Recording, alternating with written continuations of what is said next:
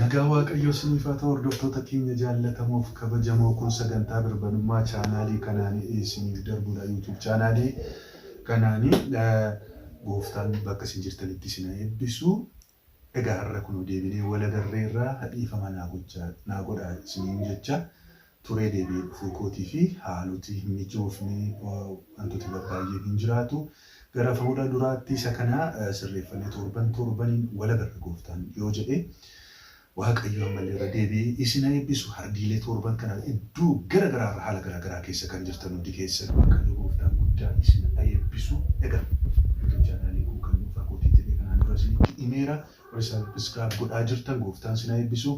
Share warra godhaa jirtan maatii ta'a warra jirtan namoota baay'ee afeeraa kan jirtan Waaqayyo gooftaan isin eebbisu. Kun maaddii Waaqayyo nuuf qopheesse. Lubbuu keenya kan nuti soorannu sagalee Waaqayyoo kan nuti iddoo nuti Waaqayyoon walii wajjin waaqeffannu gara fuulduraatti immoo gooftaan humna isaa gaafa inni kennu haalota adda addaa kaafamii jaatan. Har'a bilbilaanidha kan nuun ani isin waraabee isin dhiyeessu guyyaa boorii guddatee inni kun kaameraa gaggaariidhaan yeroo nan itti isin dhiyeessu Waaqayyo gooftaan yeroo sanaaf kenna jedhee yaada humna sanaa laata gooftaan Waaqayyo isin eebbisu ammaaf garuu naaf galchaa isiniin jedha waanuma arganneen hojii Waaqayyoo walii wajjin waan ta'eef galanni isaaf haa ta'u maqaan isaa eebbifamu inni carraa kana nuu laate galanni fulfinni isaaf haa ta'u kanaaf ammallee subscribe gochuu hin irraanfatina warri subscribe goone warri maatii hin taane maatii taate waliif daddabarsa namoota bira haa ga'u hiika biraa hin qabu. Ani iddoo kanarratti dhufee kanan isinitti dubbadhu wanti biraa tokko hin jiru lubbuun keenya haa soorattu. Wangeelli Kiristoos ababallatu namni Si'ool keessaati ba'ee jannata jireenya bara baraatti akka inni galu kana ergamni koo gooftaan kan inni itti na waamsiisa kanadha. Waaqayyo gooftaan guddaa isin eebbisu. Kanaaf sagalee Waaqayyoo walii wajjin barannaa kanaan dura seensa isaa isiniif kaaseen turee jireenya mo'ichaa jiraachuu kan jedhu. Amma har'a isa ituu jalqabeen dura Waaqayyoon kadhanneetu jalqabe. Maqaa gooftaa Yesuusiin galanni siif haa ta'u yaa Waaqayyo. Carraa kana waan nu laatteef galanni siif haa ta'u. Yaa Waaqayyo biyya garaa keessa ta'anii kan ordofaa kan jiran yaa Waaqayyo dubbii kee maqaa Yesuus Kiristoosiin akka isaaniif ibsitu si kadhadha. Namni dandeettii isaatiin dubbii kee hubachuu hin danda'u. Namni barumsa isaatiin dubbii kee hubachuu hin danda'u. Yoo ati sammuu namaa saaqxe malee, yoo ati ulaa Waaqaa namaa bante malee, yoo ati Waaqarraa gara keenya ilaalte malee, yoo ati samii nuu saaqxe malee, namni beekumsa isaatiin dubbii kee bira ga'uu hin danda'u. Phaawulos inni amma samii sadaffaatti deemeeyyuu naa kadhadhaa dubbiin Waaqayyoo akka inni naa saaqamuuf jedheetu warra Efesoonii barreessa miti gooftaa boqonnaa 6 irratti galanni siif haa ta'u yaa Waaqayyo. Egaa dubbii kee waati nuuf ibsite malee nuun immoo amma samii sadaffaatti deemnee irraare yaa Waaqayyo gooftaa ammam nu barbaachisa gooftaa dubbii kee nuu saaquun fuula kee nu jalaan dhoksiin maqaa Yesuusiin nutti dubbadhu maqaa Yesuusiin obboloota kootti dubbadhu yaa Waaqayyo lubbuun isaanii haa soorattu maqaa Yesuusiin dubbii kanatu dhaga'anii haa fayyan dubbii kanatu dhaga'anii jireenya isaanii haa geddiramu dubbii kana utuu dhaga'anii foon isaanii hafuurri isaanii haa fayyu tarkaanfii isaanii haa dabalu humni hafuura hamaa kan isaan wallaansoo qabu maqaa Yesuusiin kan cabee haa ta'u amma yeroo ammaa kan haala garaa keessa kan jiran rakkina garaa keessa kan jiran maqaa Yesuus Kiristoosiin sagalee kanarraa kan ka'e dubbii kanatu dhaga'anii hiikamii addaa isaaniif haa ta'u sagalee kee caalaa kan nama hiiku jiru sagalee kee caalaa kan nama fayyisu jiru sagalee kee caalaa kan nama tarkaanfachiisu jiru sagalee kee kan caalu jiru addunyaa kanarra. Haleluuyaa sagaleen kee dhagaa dadayyaasa sagaleen kee billaadha hin mura hin kuta gooftaa dubbiin kee kun jireenya isaaniitti kan maxxanee bara baraan maxxannee ta'e kan isaan xuuxu irraa kutu. Hamaan maqaa Yesuusiin haa qabamu. Lafa jirutti sagalee kee kana kan isaan keessaa nyaatu appitaayitii namoota baay'ee kan cufe bara kana keessa sagalee kee namoonni akka isaan baranne kan godhe maqaa Yesuus nama Naazreetiin kan dhaane haa ta'u. Maqaa Kiristoos Yesuusiin kan qabame haa ta'u. Galanni fulfinni siif haa ta'u waan nutti dubbattuuf si haa galatu maqaa Yesuus Kiristoos nama Naazreetiin. Ameen. Gooftaan isin eebbisu dafee isinitti dubbachuu barbaada. Akkasina jalaa hin nuffine hin barbaada. Jireenya mo'ichaa jiraachuu kan jedhu walii wajjin seensa isaanii isinitti dubbadhee ture jireenya mo'ichaa Waaqayyo gooftaan jireenya mo'ichaa nuuf kennu siniif kennu addunyaan kun addunyaa wallaansooti. Namni kamillee jireenya mo'ichaa kan jiraachuu hin barbaanne hin jiru addunyaa kana namni baay'een mo'amuu hin barbaadu eenyuyyuu mo'amuu barbaadu ana dabalatee jireenya mo'amaa jireenya hacuucamaa jiraachuu hin barbaadu namni kamiyyuu fooniinis ta'e hafuuraan mo'atee jiraachuu barbaada. Dirree irratti hiriira irratti nama hundumtu dirree irratti hiriirratti mo'achuu kan isin dandeessan egaa jireenya sana qabaachuudha. Akkamiin mo'achuu dandeenya? Akkamiin biyya lafaa kana mo'anneetu kan nu jiraachuu dandeenya? Keessumaa jireenya hafuuraa keessatti namoonni keenya baay'een kufaniiru. Waldaan kiristaanaa kufteetti. Tajaajiltoonni baay'een kufneeru. Phaawulosii barichi amaadha. Baricha bituu kan bituu jechuun saantimaan bituu miti. Inni kun aboo irratti qabaachuu jechuudha. Siistemii bara kana jiru, siistemii bara kana seexanni addunyaa kanarra siistemii hedduu diriirfateera. Biyya keenya keessa baay'ee siistemii garaagaraa diriirsee jira. Siistemii hannaa yoo hattan malee jiraachuu hin dandeessan. Siistemii maalan isiniin jedhaa cubbuu yoo hojjette malee jiraachuu hin dandeessu. Hojiin hundi cubbuu ta'eera. Yoo sobde malee, yoo waliin dhoofte malee hin jiraattu kan jedhe siistemii diriirsee waajjiroota garaagaraa keessa, waldaa kiristaanaa keessa siistemii adda addaa diriirseera seetan. Isa kana mo'atanii jiraachuu ni danda'a. Akkasiin himaa jiraachuun hin danda'amu biyya yoo fakkaatan. Naaw Yesuusiin fakkaataniitu kan jiraatan. Haaleluyyaa. Yesuusiin fakkaatanii mo'atu. Egaa jireenya mo'ichaa kana utuu jireenya isaa hin qabaatin mo'achuu hin dandeenye. Mo'amneerra. Cubbuu keessatti kuufneerra baay'een keenya. Kuufneerra. Soomnee of jajjabeessina malee, soomnee faarfanna malee, soomnee lallabna malee, buuwanna malee hin jirru jireenya mo'ichaa jiraachuu. Kanaafan Waaqayyotu natti dubbate. Waaqayyotu sagalee isaa kana keessa kaa'e. Dhugaan isiniin jedha. Dubbii sagalee Waaqayyoo irra dhaabbadhee waan haasa'uuf konfiidensiidhaan isinitti haasa'a. Sagalee Waaqayyoo kana keessaa baatanii eessayyuu gahuu hin dandeessan. Baradhu hin baratiin, guddadhu hin guddatiin. Waa barbaadde iddoo barbaadde jiraadhu sagalee Waaqayyoo kana keessaa baatee mo'attee jiraachuu hin dandeessu obboleessa obboleettii. Kanaaf jireenya mo'ichaa kana karaa isheen isinitti agarsiisaa jedhee kanaan dura isinitti haasa'eera. Addunyaa kanarraatii namoonni baay'een biyyattii lafaa kana bareechanii jannata godhanii jiraachuu barbaadu. Waan isin ajaa'ibu keessa hammeenyi isaatti caalaa deemaa. Teekinooloojiin baay'ee guddatee maal jedhee jireenya mijooftuu biyya mijooftuu godhanii inni Ameerikaa jiru inni Awurooppii jiru inni biyya keenya Afrikaa keessa jiru hundumtuu biyya mijooftuu bareedduu gochuu barbaadu pilaanetii kana. Pilaanetii kana kan wallaansoo qabu jira wallaansoo kan ammoo karaa isaan itti yaadan kanaan miti kan mo'amu. Karaa isaa isinitti agarsiisa. Mo'attee jiraachuu dandeessa obboleettii koo. Mo'attee jiraachuu dandeessa obboleessa koo. Karaa isaa jireenya isaa jiraadhu jalqaba dura. Akkamitti akka mootuutu sirraa eegama jalqaba dura. Profeetonni keenya, raajonni keenya, manaan barsiisonni keenya akkasiin jettan ta'uu dideema. Kaffitaa zaman ምናምን jedha afaan Amaaraatiin bara ol ka'iinsaati barri kuni yeroo hundumaa fulmaana dhufu biyya keenya keessatti bara ol ka'iinsaa nuun jedhu takkaa ol kaaniin beeknu gadadiin malee. Lakkisaa dhiisaas jedhaan ture mu'aarratti dubbatan ture dhimma kana. Baay'een keessanii afura qulqulluutiin mormaa jettu, baay'een keessanii sammuun qabuu moo jettu, gaariima hin dubbattu wayi namni kun jettu, namni akka koo gaarii dubbatu jiru waan isin ajaa'ibu keessa. Sababi isaa jireenya mo'icha jireenya mo'atu utuu hin qabaatiin ofumaa isin fokkorsiisee, ofumaa isin iyyisiisee akka warra kaanii karaatti isin hin hambifne. Ol ka'iinsa toottanii koronaan dhufe manatti isin naqe, manatti nu naqe. Namni tokko waa'ee koronaa nutti dubbatee jiru barri kun bara ol ka'iinsaatti nu jedhe. Kunoo biyyi keenya yeroo har'aa waraanaa fi dhiigi dhangala'uu illaa kunoo miixuu keessa jira. Isa kana namni itti dubbatee hin jiru. Sababi isaa maaliif? Sabii keenya jireenya mo'ichaa hin jiraanne jalqaba dura. Jireenya kana mo'atu hin qabu sabii keenya. Jireenya mo'ichaa jireenya cabsanii cabsitee dabartaa tuma deemennaan caccabee kenne namni keenya.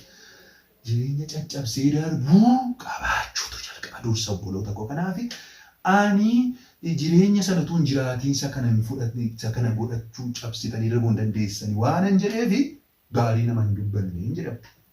Kun ogaa isin ijaa argitaniittu farada baay'een keessanillee dhugaa jetteettaniittu sammuutti warri deebitan Waaqayyo isin haa eebbisu. Har'a jireenya mo'ichaa kanadha kan walii wajjin ilaallu.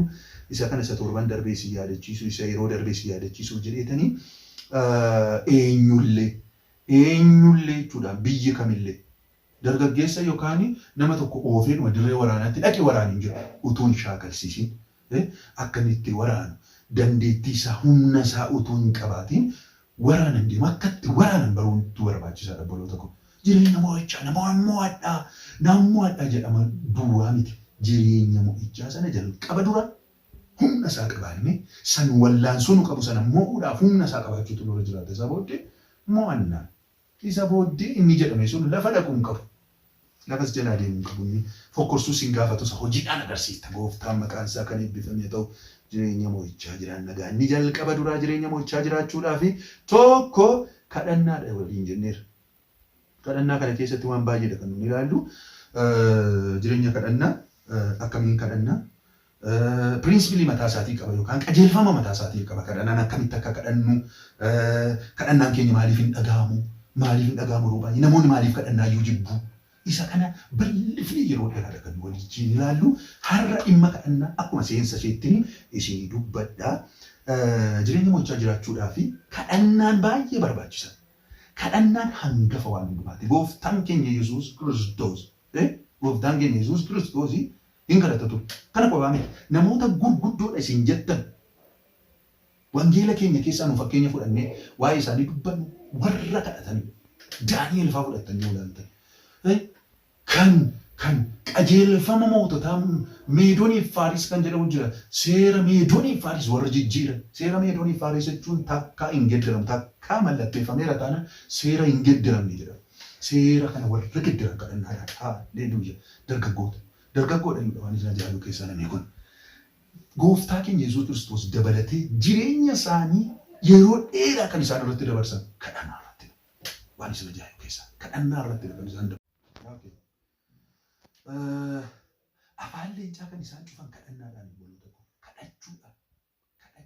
kadhachuudhaan afaan leencaa cufe Daani'el. Namoonni baay'ee wangeela keenya keessaa baay'ee isaanii gurguddoota baay'ee fudhannee yoo ilaalle kadhannaadhaan gooftaa keenya Yesuus Kiristoos dabalatee jechuudha. Kanaaf kadhadhaa yeroo hundumaa wanta nu gochuu qabnu jireenya fuuraa keenya keessaati inni guddaan kadhannaa. Luqaas boqonnaa 22 irra dhagne yoo ilaalle Luqaas boqonnaa 22 waa'ee kanaadha kan nuti ilaallu. Phexros gooftaa Yesuus Kiristoos anamma nan du'eetanii du'aa kaa guyyaa sadiitti immoo du'aa kaa waan akkasiitu jira jedhee gaafa inni dubbatu anoo si wajjin hin du'ane. Ani si wajjin hin jiraanne dubbii fokkorsoo miti gooftaan Yesuus Kiristoos. Ani amantii keessan akka hin banneef seexanni isin gilgilchuudhaaf dhufeera. Ani garuu amantiin keessan akka hin banneef isin kadhadheera gooftaan Yesuus Kiristoos. Jarri kadhadhaa gooftaan Yesuus Kiristoos kadhachuu didanii yeroo diinni isaanitti dhufaa jiru keessa rafu turan isaan. Walbayii gooftaan Yesuus Kiristoos gaafa inni kadhatu isaan rafu turan. Inni qormaatatti akka hin galleef kadhadhaa ture gooftaan Yesuus. Kadhadhaa isaan jedhu isaan garuu hin dhaga'an turani. Si'a sadii gaafa inni deebi'u hin rafu turan. Dhattanii achirraatii ilaaluu dandeessu. Luqaas boqonnaa 22 lakkoofsa 35 irraa kaaftanii yoo ilaaltanii horii qalqalloo kophee utuu hin fudhatiin yeroo ani isin ergee waan isinitti irratti tureera jennaan isaan immoo oomti nuun duratti hin irranne jedhanii inni immoo deebisee amma garuu horii qalqalloo kan qabu haa fudhatu namnis waan hin qabne immoo wayyaa isaa gurguree billaa haa bitatu macaafa keessatti warra seera cabsituutti lakkaame jedhamee kan caafame kun anarratti raawwatamuu akka ta'u isinitti hima.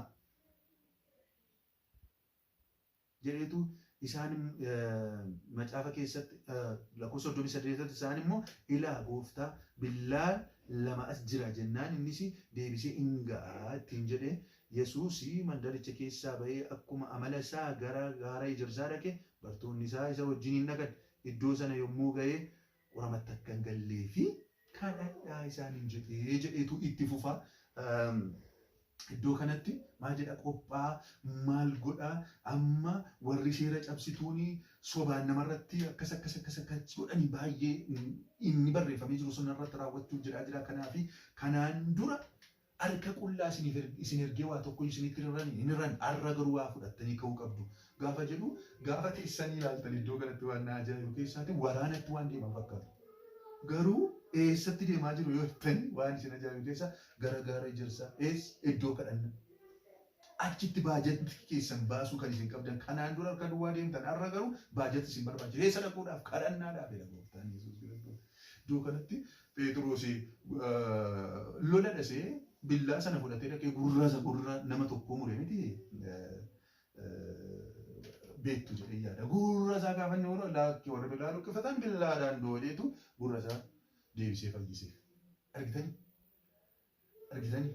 Waan qabnu jireenya qabnu muuxuuxxifannee corannee wanti nuun irratti baasuu qabnu humni keenya irratti ba'uu qabu kadhannaa irratti gooftaan Yesuus Kiristoos gara tajaajilaatti harka qullaa isaan ergee gara kadhannaatti garuu humna isin baay'ee kadhachuutu isin barbaachisa. Gara sanatti baajatii yookaan inni ba'uu qabu jedheetu gooftaan Yesuus Kiristoos iddoo kanatti gaara ijaarsaatti ol galee qoramsatti akka hin galleef kadhadhaa. Sabi keenya akka waldaa kiristaanaatti isa ta'u akka biyyaatti isa ta'u rakkinni erga dhufee booddeetu hawaasni soomaaf sagada akkasiin haa kadhatamu maal jedha akkasumatti qorama si utuu hin dhufiin dura badiin utuu sitti hin dhufiin dura adagaan utuu sitti hin dhufiin dura kadhachuun jalqaba dura kadhachuutu nurra jirtu rakkinni sun hin dhufiin duradha kadhannaan kan inni kadhatamu yeroo hundumaa kadhatama yeroo rakkatan duwwaa kadhatu namoonni tokko yeroo dhiphinni itti dhufu duwwaa kadhatu. Mo'atnee jiraachuudhaaf yeroo hundumaa jireenya kadhannaa keessa jiraachuutu nurra jira. Jireenya kadhannaa qabaachuutu nurra jira. Waan qabnu corannee kan nuun itti humna keenya fixannee kan nuun itti fiiguu qabnu gara kadhannaatti. Bartoonni kadhachuu didan akka gingilchaatti sin gingilchuu fedhaa irra seexannee gooftaan Yesuus akka amantiin keessan hin banneen kadhachuu didan si'a sadii kadhadhaa qormaatatti galtoonnaan kottaa gaa'ee kadhaa isaan kadhachuu didanii si'a sadii itti meennam jedhanii dhufu isaan. Isa booddee maalatti akka jedhe kottaa gaatti deemnaan gaafa dhaqan gaafa itti deemanii hundi isaanii Yesuusiin dhiisanii baqatan. Dargaggeessi tokko immoo qullaasaa akka dhalatetti fiigate sagaleen Waaqayyoo. Yohaannis gaafa barreessu waa'ee dhuma isaatii waan inni sida kana qullaasaa fiige dargaggeessi tokko immoo paantii malee argaru Yesuusiin dhiisee baqate. Obboloota koo fuula keessan dura namni kam biyya garaagaraa kan jirtan fuula keessan dura ifa jira miti dukkana jira. Fuula keessan dura qormaata jira malee bashannanuu jira miti. Ani isinittan hima. Isa kana mo'achuudhaaf bara hamaa kana bara gadhee kana mo'achuudhaaf jireenya kadhannaa hin qabdan taatanii jennaan kadhannaa hin kadhattan taatanii jennaan yoomiyyuu darbuu hin dandeessan yoomiyyuu mo'achuu hin dandeessan. Waldaan kiristaanaa carraatti kana dhaggeeffatta yoo qabdu ta'ee na dhaggeeffadha gara kadhannaatti deebi'a. Akka durii sanatti deebi'a. Kadhachuutu nurra jira. Kanaaf itti fufna dhimma kadhannaa kana kanaan hin dhaabne itti fufna har'a garuu kanumaan yoo xumure baay'ee bareedaadha. Gooftaan baay'ee isin eebbisu jireenya kadhannaa gooftaan nuuf kennu guddaa eebbifama. Sagantaa sattaanutti deebinee wal agarra saatiin keenya baay'ee waan jalaa deemeef kadhachuu hin dandeenye yeroo kadhannaa duwwaatti hin qabaanna. Gooftaan yeroo kadhannaa sunuuf kennaa hin kadhanna. Gooftaan isin eebbisu baay'ee eebbifama. Jabaadha. Jireenya kadhannaa qabaadha. Lafa jirtanitti. Lafanitti kadhadhuun qabu ani biiziidha. Maal warra jettan ni soortu. Walii wajjin haasa'uudhaaf yeroo qabdu. Walii wajjin taphachuudhaaf yeroo qabdu. Karaarra gaafa deemtan konkolaataa gaafa ooftan kadhataa deemaa. Kadhannaan dirqama jilbeenfachuu duwwaa miti. Lafa jirtanitti hojii hojjetaa kadhadhaa. Sabi Israa'el biyya ormaa keessatti utuu dhoqqee dhiitanii iyyan gara Waaqayyootti. Yerootti kadhatan hin qaban hin iyyan gara Waaqayyootti Waaqayyo iyya isaanii dhaga'e. Lafa jirtanitti haala ulfaataa jirtan keessatti iyyaa kadhadhaa Waaqayyo sin dhagaa. Maqaan Waaqayyoo kan eebbifame ta'u. Egaa sagantaa sa'ittaanutti amma deebinee wal agarruutti nagaa gooftaatiin tura. Dhugichi birmaduu sin baasa dhugichatti qabamaa jiraadhaa. Nagaatti gooftaan isin wajjin ta'u eebbifama.